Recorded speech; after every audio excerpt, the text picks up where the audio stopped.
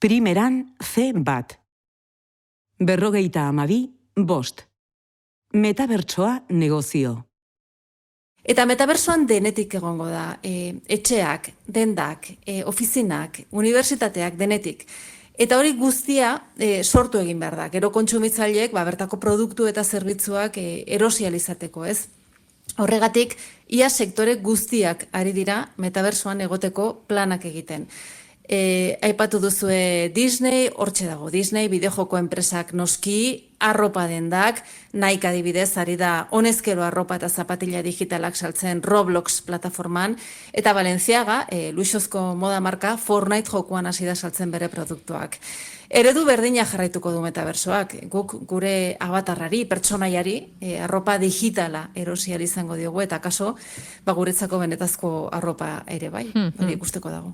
Beraz, jendeak ulertu behar du, printzipioz negozionen eredua hori dela zuk sortuko duzun personai edo avatar honentzako osagarriak etxe bat, arropa, kotxe bat, erosiko dala.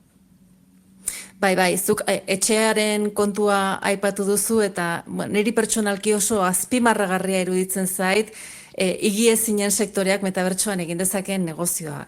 Honezkero, diru asko ari da mugitzen eta, errealitatean bezala hemen ere espekulazioa dago.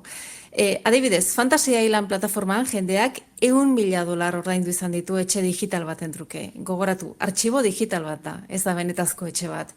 Eta iaz, superjate bat saldu zuten $750.000 truke. Adituek uste dute, iaz, etxe virtualen salmenta mundu honek €454 milioi mugitu zituela munduan. Eta aurten, 2022 urtean, uste dute 1.000 milioietara iritsiko dela metabertsoko etxeen salmentak utziko duen dirua.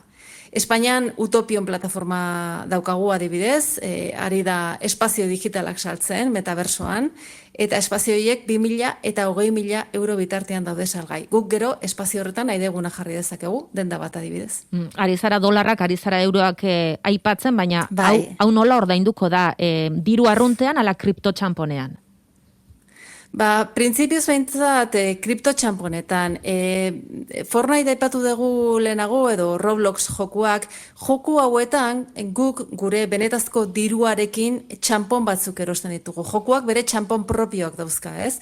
Eta gero txampon hoiekin gure avatarrari etxe bat, arropa edo armak erosten dizkiogu. Hori ja, horrela da bideojoku hoietan, ez? Metabersoan antzeko zerbait gertatuko da. Eta metabersoan aritzeko eta salmentak egiteko txamponak, kripto txamponak izango dira. Eta ziurraski kripto txamponentzako bultzada handia izango da, eta baita ere atzetik daukan teknologiarentzako.